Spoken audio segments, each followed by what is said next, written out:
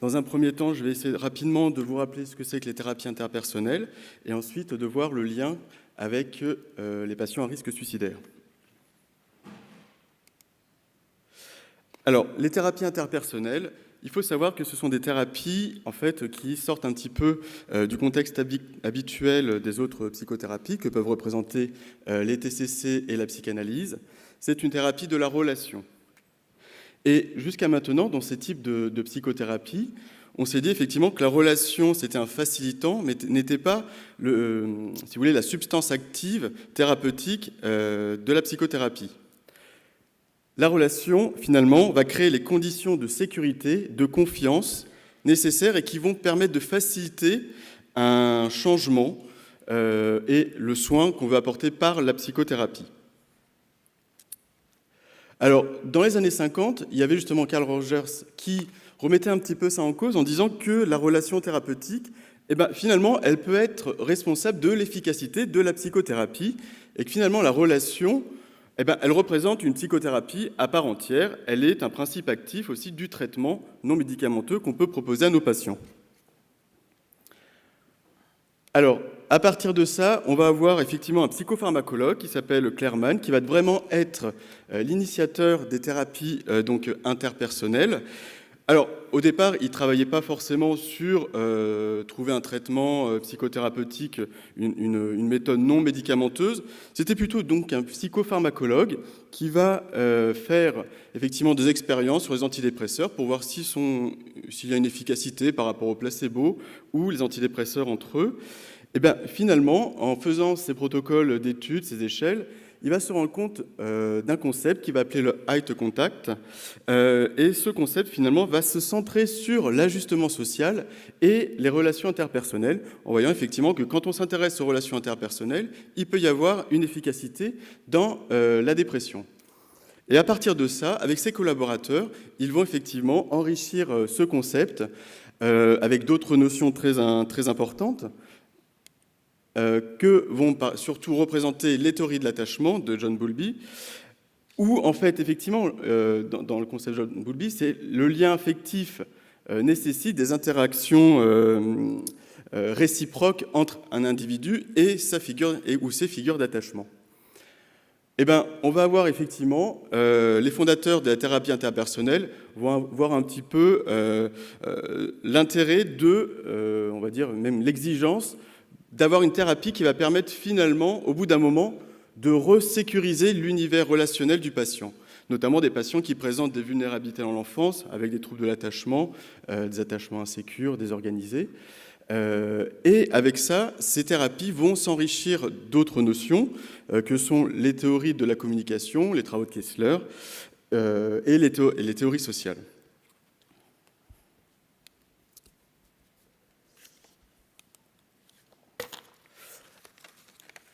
Alors, on va arriver effectivement à un dogme théorique sur ces psychothérapies. C'est que finalement, la dépression, en tant que psychopharmacologue avec Clerman, il va se dire, finalement, la dépression, elle peut à la fois induire des dysfonctionnements interpersonnels du fait des symptômes dépressifs, mais aussi, de manière réciproque, les dysfonctionnements interpersonnels dans le relationnel du patient peuvent effectivement induire des symptômes dépressifs. L'intérêt du coup de ce type de thérapie, ce serait effectivement de comprendre et de relier l'apparition et la variation des symptômes dépressifs du patient à ce qui se passe dans sa vie relationnelle. Et l'autre objectif de la thérapie, ça va être effectivement de trouver les moyens pour résoudre les difficultés relationnelles, dont le principal but est de soulager les symptômes dépressifs. Donc, si vous voulez, voilà, c'est une psychothérapie qui est indiquée et qui sera effectivement ensuite évaluée par de nombreuses publications, qui montrent un intérêt important dans l'épisode dépressif, qu'il soit unipolaire ou, dans l'épisode dépressif, bipolaire. Alors, quand vous donnez un antidépresseur, effectivement, vous allez avoir une action neurobiologique qui va permettre d'améliorer les symptômes de la dépression. Vous prenez un médicament, au bout de quelques semaines, vous voyez effectivement une amélioration des symptômes dépressifs. En ce qui concerne les thérapies interpersonnelles, en fait, l'idée, c'est effectivement d'améliorer la dépression, mais en travaillant sur et en comprenant effectivement le système relationnel du patient et en travaillant effectivement sur les dysfonctionnements interpersonnels. Et en travaillant sur ces dysfonctionnements, vous allez effectivement améliorer les symptômes de la dépression. Alors, ça paraît très simple comme ça, mais finalement, vous allez voir que les publications, elles permettent effectivement d'aller dans ce sens. Alors, comment ça marche ? Eh bien, au départ, vous allez tout simplement, vous allez avoir effectivement travaillé sur l'aspect relationnel, l'alliance thérapeutique, comme dans toutes les psychothérapies. Mais la différence, ça va être que vous allez proposer aux patients d'explorer son cercle relationnel, ce qu'on appelle l'inventaire interpersonnel, par exemple l'intermédiaire de cette cible qu'on appelle un cercle de proximité. En fait, vous allez dire au patient, voilà, vous êtes au centre de ce cercle et vous allez me mettre effectivement toutes les relations que vous avez autour de vous, que ce soit des relations familiales, des relations amicales, même si ça peut être aussi des animaux pour les gens qui sont un petit peu isolés ou qui ont un attachement affectif important par rapport à certains de leurs animaux. Et surtout, vous allez pouvoir leur préciser aussi que cet entourage peut être vivant ou ça peut être aussi des gens décédés, mais qui ont eu effectivement une importance relationnelle et affective pour le patient. Du coup, vous allez lui dire, voilà, vous mettez au centre, et plus vous sentez que cette personne est proche de vous sur le plan affectif, plus vous allez mettre près de cette croix. Et plus vous voyez effectivement que ces personnes sont plutôt éloignées ou que c'est un petit peu conflictuel, plus vous allez mettre dans les cercles qui viennent ensuite. Donc du coup, vous allez avoir tout de suite une photographie du système relationnel du patient sur un outil très simple et ça va pouvoir vous permettre d'enchaîner sur ce qu'on appelle les techniques de clarification émotionnelle, de voir pourquoi votre père, vous le mettez en dehors du cercle ou pourquoi vous mettez un ami plus proche de vous que votre mère. Voilà, vous allez effectivement après pouvoir commencer à discuter avec le patient, à comprendre son système relationnel, à avoir aussi son système d'attachement pour passer à la phase intermédiaire ensuite. Alors, dans le développement de ce type de psychothérapie,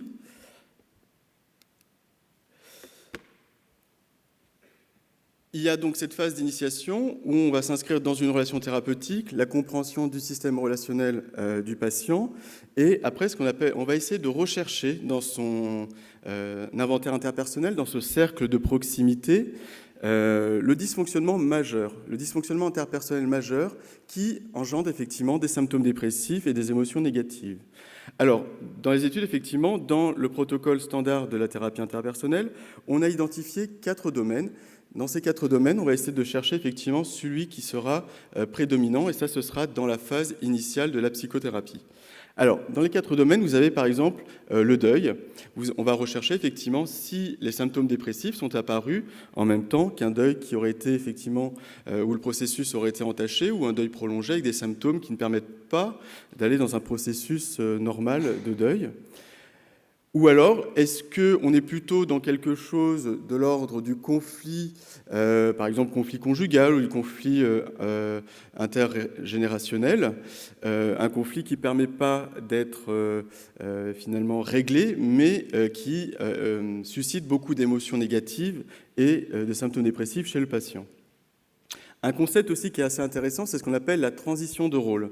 La transition de rôle, c'est effectivement quand, par exemple, vous changez de statut, vous passez d'un statut, par exemple, de travailleur, de professionnel, à un statut, malheureusement, vous êtes au chômage, ou alors vous passez d'un statut d'actif à un statut de retraité, ou un statut de personne saine à une personne malade avec un handicap. On s'est aperçu effectivement que ces événements de vie, les personnes, notamment s'ils ont des fragilités au niveau de leur personnalité, ils peuvent avoir effectivement des difficultés adaptatives pour passer d'une transition à l'autre. Et alors à ce moment-là, on va pouvoir travailler sur ce domaine. Alors, si malgré l'analyse des 3 domaines, on ne retrouve rien de majeur dans l'inventaire interpersonnel, Il y a le quatrième, ce qu'on appelle le déficit interpersonnel. Alors, on le met toujours en dernier parce que c'est celui qui est le plus, finalement, difficile à travailler, parce que le déficit interpersonnel, c'est quand vous avez un cercle vide, c'est-à-dire que le patient est très isolé et que finalement, il n'y a rien au niveau de son entourage. Donc là, vous allez travailler effectivement sur cet isolement et essayer effectivement, peut-être avec des techniques par exemple d'habité social, pour que le patient puisse remplir son cercle et avoir effectivement des liens plus sécurisants avec un entourage qu'il va constituer par lui-même avec votre aide. Alors, les modalités de la thérapie interpersonnelle, c'est simple, c'est une thérapie brève, c'est une thérapie, le protocole standard, c'est 12 séances sur 12 semaines, à raison d'une fois par semaine. Alors après, il y a plusieurs modes, il y a des protocoles avec moins de séances ou des protocoles avec plus de séances, en fonction des circonstances. Donc vous voyez que c'est intéressant parce que à la fin des 12 séances, finalement, vous allez mettre un point final à la thérapie, même si vous proposez au patient de pouvoir le revoir ensuite via des séances effectivement de soutien ou de renforcement. Finalement, ces 12 séances, c'est le principe actif, c'est l'aspect curatif, c'est sur 12 séances. Ça peut d'ailleurs s'inscrire dans une échelle, effectivement, là on parlait tout à l'heure, effectivement, du remboursement des psychologues, proposer à la sécurité sociale un modèle comme ça qui a prouvé son efficacité au niveau de la dépression sur 12 séances en 12 semaines, ça peut être intéressant sur le plan socio-économique. Alors, c'est une thérapie qui est structurée, avec 3 phases qu'on verra tout à l'heure, qui est contractualisée avec votre patient et qui s'intéresse ici et maintenant. Notamment sur le cercle de proximité, on fait une photographie sur ce qui se passe maintenant. On ne revient pas sur le passé, ça ne nous intéresse pas. On essaye de voir effectivement le mode relationnel du patient à l'instant T. Et ça s'inscrit aussi, ces thérapies interpersonnelles, dans un modèle médical, c'est-à-dire que, comme les publications ont montré une efficacité dans l'épisode dépressif, il va falloir faire un diagnostic d'épisode dépressif caractérisé pour pouvoir mettre en place cette psychothérapie. Et d'ailleurs, dans les premières séances, on va passer tout son temps à faire de la psychoéducation sur la dépression et sur les traitements. Alors, bien sûr, on est dans une thérapie de l'alliance et de l'empathie, comme les autres types de psychothérapie, mais l'intérêt supplémentaire des thérapies interpersonnelles, c'est effectivement qu'on s'intéresse que sur le mode relationnel. Alors, l'objectif, bien sûr, c'est de diminuer la symptomatologie dépressive, comme on a vu tout à l'heure. C'est aussi de pouvoir améliorer donc, les relations interpersonnelles, ce qui va en découler forcément. Les stratégies, comme je vous ai dit, on va donc explorer les relations interpersonnelles, repérer la problématique interpersonnelle majeure, choisir un des 4 domaines qu'on a vus tout à l'heure, et dans la phase intermédiaire, on va travailler que sur ce domaine. À la fin, donc, c'est permettre aux patients d'établir un lien entre les problèmes interpersonnels et la dépression.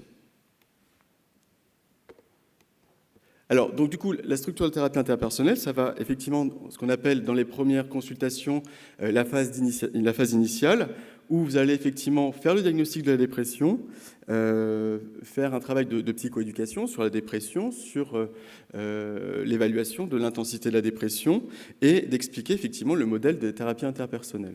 L'idée, c'est aussi de construire une bonne alliance avec votre patient. Ensuite, une fois que vous avez choisi le deuil après l'inventaire interpersonnel, dans la phase intermédiaire, des consultations 4 et 9, vous allez travailler donc soit sur le domaine du deuil, de la transition de rôle, des conflits interpersonnels ou des déficits interpersonnels. Et enfin, ce qu'on appelle la phase de terminaison, consultation 10 à 12, ça va être effectivement de marquer les progrès qu'a fait le patient durant sa psychothérapie, notamment s'il a fait des jeux de rôle ou s'il a fait une analyse décisionnelle, et analyser les changements qui vont effectivement découler de la psychothérapie et de conclure.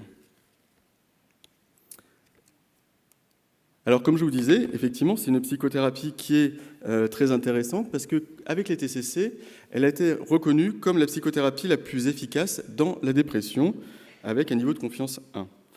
L'intérêt des types, c'est aussi qu'elle prévient les rechutes, les risques de rechute de la dépression. Et que les types, c'est pas parce qu'on fait des types qu'il ne faut pas mettre d'antidépresseurs ou de traitement pour la dépression. Au contraire, on peut tout à fait l'associer avec un traitement pharmacologique, avant, après, pendant. Il n'y a aucune contre-indication. Au contraire, s'il y a besoin de potentialiser un effet, il ne faut pas hésiter à mettre un antidépresseur avant, d'attendre et de faire une type. Ou alors faire qu'une type sans antidépresseur, c'est possible aussi. Alors, c'est un outil qui est assez simple finalement et qui peut être utilisé aussi par des soignants qui ne sont pas forcément psychiatres. Alors, bien sûr, il y a le diagnostic de la dépression à faire, qui est plutôt de l'ordre médical, mais s'il y a une bonne supervision, c'est intéressant aussi de confier cet outil à des psychologues ou des infirmiers spécialisés en santé mentale.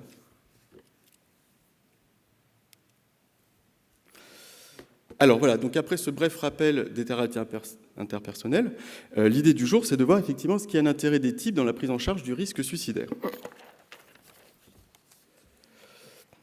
Alors, écoutez, voilà. Déjà, les types, effectivement, on s'aperçoit effectivement que ça permet d'améliorer les symptômes de la dépression. Donc, de ce fait-là, bien sûr, vous allez travailler sur le risque suicidaire, puisque la dépression est effectivement très reliée à un risque suicidaire important, notamment quand l'intensité est sévère.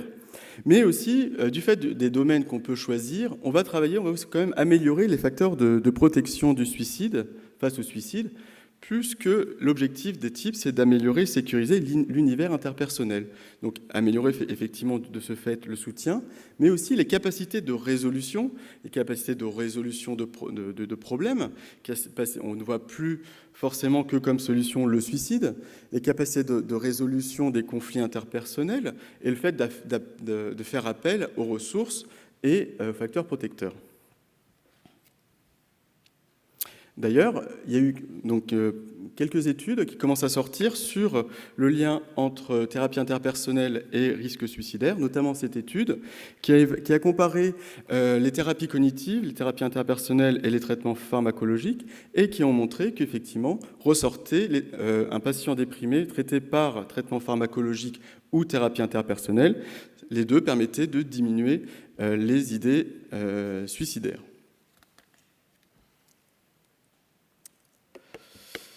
Alors, cet essai clinique aussi, qui a comparé sur 4 mois 2 groupes de patients, un qui était traité par antidépresseurs et un par thérapie interpersonnelle. Donc, ces patients souffraient d'épisodes dépressifs caractérisés unipolaires. Effectivement, on s'est aperçu que dans le groupe type, donc dans les deux groupes, il y avait apparition d'idées suicidaires, mais que dans le groupe type, il y avait une baisse de temps des idéations suicidaires, c'est-à-dire que les idéations suicidaires restaient moins longtemps que dans le groupe pharmacologique. Et dans les deux groupes, on a pu voir aussi que c'était des thérapies intéressantes parce qu'elles étaient sécurisantes pour le patient. Il n'y a pas eu d'apparition, notamment, de suicide durant le protocole. Alors, il y a pas mal d'études qui se sont intéressées aussi, type et personnes âgées, le suicide dans la personne âgée. Notamment, dans les études, elles ont permis de faire un lien sur les différents domaines qu'on a vus tout à l'heure, les 4 domaines des thérapies interpersonnelles, en observant qu'il y avait des problèmes interpersonnels spécifiques chez la personne âgée. Et elles ont relevé ces 3 types de problèmes. Le déficit de soutien social, effectivement, plus on avance dans l'âge et plus on s'isole de manière automatique, puisqu'il y a le décès des proches, la famille qui n'est pas forcément soutenante, les enfants qui ont aussi leur vie à faire. Donc on s'est aperçu qu'il y avait un déficit de soutien social, une difficulté à s'adapter effectivement aux transitions de vie, parce que quand on avance en âge, effectivement, il y a déjà le passage d'une vie active à une vie de retraité, et puis il y a aussi les passages d'un corps sain à un corps qui devient de plus en plus malade et handicapé. C'est malheureusement la loi de la vie. Et puis aussi, il y a des difficultés à résoudre les problèmes interpersonnels, parce qu'effectivement, il y a aussi une moins bonne flexibilité cognitive pour faire face à des difficultés interpersonnelles. Et d'autres études... 3 minutes. D'accord, merci. D'autres études, effectivement, chez personnes âgées, ont permis de voir qu'il y avait une amélioration des symptômes dépressifs quand on associait type et antidépresseurs, et en plus, un effet sur la baisse de la récidive de la dépression chez les patients qui étaient en fin de vie. Le petit plus des thérapies interpersonnelles, c'est qu'on s'est aperçu que ça améliore la dépression, mais ça améliore aussi le fonctionnement social et mental des personnes âgées. et qu'il y avait aussi une réduction des idées suicidaires dans la fin de vie quand on associait thérapie interpersonnelle standard, donc le protocole à 12 séances, et les antidépresseurs. Alors, je vais juste passer sur cette dernière diapo en parlant quand même, effectivement, comme toutes les psychothérapies, les thérapies interpersonnelles essayent toujours d'ouvrir leur éventail de prise en charge, et notamment se sont intéressés aux troubles de la personnalité et la personnalité borderline. D'ailleurs, quand on voit un peu le concept des thérapies interpersonnelles, on se dit que ça doit être intéressant pour ce genre de troubles de la personnalité, sachant que les personnalités borderline ont un risque élevé de suicide et d'automutilation, mais présentent quand même des problèmes relationnels très importants, et ça fait tout la difficulté des personnalités borderline. Du coup, les études actuelles ont augmenté le nombre de séances, c'est passé de 12 à 34, pour prendre en compte effectivement la mauvaise alliance thérapeutique. Donc quelques études, quelques papiers commencent à sortir avec des résultats très prometteurs, et notamment qui permettent de voir qu'il y a une amélioration du fonctionnement social et des symptômes psychiatriques. Voilà.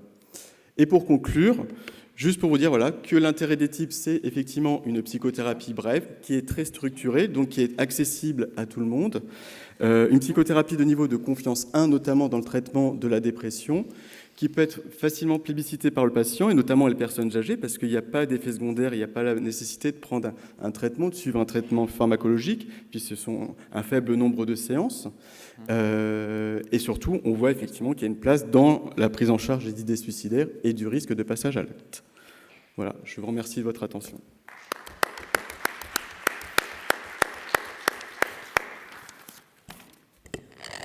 Y a-t-il des questions ? Moi, j'en avais une, parce que du coup, je voyais pas très bien la différence. Enfin, je connais pas trop les types de base, mais je connais plus l'acte. Et du coup, j'avais plus un peu le sentiment que que c'était une partie de l'acte, de travailler sur les relations interpersonnelles. Du coup, ça a quelque chose de spécifique ou... En fait, dans les thérapies interpersonnelles, on ne travaille que sur la relation. En fait, on part du principe qu'en améliorant la relation, par exemple, en réglant un conflit ou réglant, par exemple, un déficit interpersonnel, on va pouvoir améliorer la dépression. Alors que dans les TCC, on est plutôt dans la relation et un facilitant du principe actif qu'on peut avoir dans l'acte ou dans les thérapies cognitivo-comportementales de première ou deuxième vague.